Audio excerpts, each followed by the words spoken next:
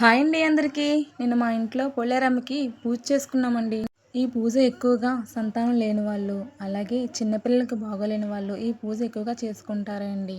మేమైతే మా చిట్టి తల్లికి బాగోలేదని మా అత్తయ్య గారు మొక్కుకున్నారు అమ్మవారికి ఇలా పూజ చేస్తానని. మా చిట్టి తల్లికి బై భర్త నుంచే తనకి బాగోలేదండి. దానివల్ల ఈ పూజ చేస్తానని మా అత్తయ్య గారు మొక్కుకున్నారు. సో మేమైతే ఇలా అలంకరించుకున్నామండి. శివుడు, పార్వతి, సుబ్రహ్మణ్యం స్వామి, వినాయక స్వామి కలిసి ఉన్న ఫోటో పెట్టుకొని చక్కగా అలంకరించుకున్నాము. అలాగే కంద మొక్కను కూడా పూజించాలండి ఈ పూజలో మనం. ఈ పూజకి ముఖ్యంగా కంద మొక్క ఉండాలండి ఖచ్చితంగా. ఈ పూజలో ముఖ్యంగా పసుపు కొమ్ములతో రక్షను కడతారండి. ఈ ఒక రక్ష కంద మొక్క కడతారండి. మిగిలినవి ఇంట్లో ఉన్న చిన్నపిల్లలు కూడా కట్టుకుంటే చాలా మంచిదండి, ఇంట్లో పెద్దవాళ్ళతో కట్టించుకుంటే. మా ఇంట్లో అయితే మా అమ్మమ్మగారు చిన్నపిల్లలందరికీ కట్టారండి. మా ఇంట్లో వాళ్ళందరూ ఈ పూజ అందరం కూర్చొని చాలా చక్కగా చేసుకున్నామండి. చాలా బాగుంది. చెప్పాను కదండి ఈ పూజకి కంద మొక్క చాలా ముఖ్యమని. మేమైతే కంద మొక్కనైతే ఇలా అలంకరించుకున్నాం చక్కగా. కంద మొక్కకి ఒక రక్ష కట్టి కంద గౌరీగా పూజ చేసుకున్నామండి. ఇలా పూజ చేసుకోవడం వల్ల ఇంట్లో ఉన్న చిన్నపిల్లలకి ఎటువంటి అనారోగ్యం లేకుండా చక్కగా మంచిగా ఉంటుందండి.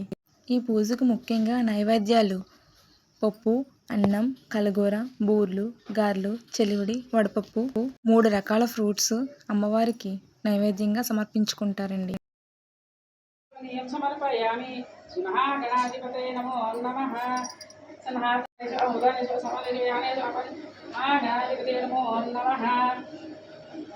नैवेद्यं समर्पयामि श्रीमहागणाधिपाद्यं समर्पयामि आस्तेयोः अर्घ्यं समर्पयामि मुखे आचमनीयं समर्पयामि श्रीमहागणाधिपते नमो नमः श्रीमहागणाधिपते नमः ध्यायामि ध्यानं समर्पयामि నన్ను పిలవకుండా వ్రతం చేసుకోవాలని పెద్ద కోడలు నిర్ణయం తీసుకున్నారు. సరిగ్గా శ్రావణ అమావాస్య నాడు సుగుణకు ప్రసవమై మృత శిశువుని కంది. ఆ సంగతి తోటికోడలకు తెలిస్తే తనను వ్రతానికి పిలవరని తలచి చనిపోయిన బిడ్డను తన గదిలో దాచి ఎవరికి అనుమానం రాకుండా తన కడుపు దగ్గర చిన్న గుడ్డల మూట ఉంచి తన తోటికోడలతో కలిసి కులాల అమావాస్య వ్రతాన్ని ఆచరించింది. ఆ తర్వాత తన ఇంటికి వచ్చి మరణించిన తన పుత్రుని ఎత్తుకొని కన్నీటితో శ్మశానానికి వచ్చి గతంలో తన పుత్రుల సమాధుల వద్ద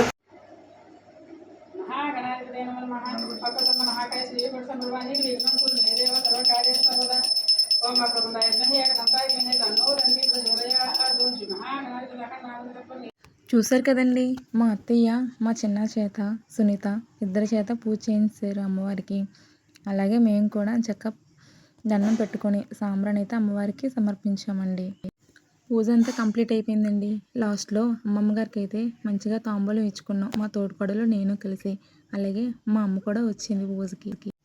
తాంబూలం ఇచ్చి కాళ్ళ దండం పెట్టుకున్నామండి. అలాగే మా వదిన కూడా వచ్చారు. మా వదినకు కూడా తాంబూలం ఇచ్చి కాళ్ళ దండం పెట్టుకున్నామండి. మా చిట్టి తల్లికి అయితే పూజ చేసిన రక్ష అని చక్కగా మా అమ్మమ్మ గారు కట్టుతున్నారు. తను కట్టుకొని ఏడుస్తుంది, అయినా సరే దగ్గరుండి మేము కట్టించేస్తున్నాం. మా ఇంట్లో పోలేరమ్మ తల్లి పూజ ఈ విధంగా చక్కగా పూజ చేసుకున్నామండి చాలా సరదాగా.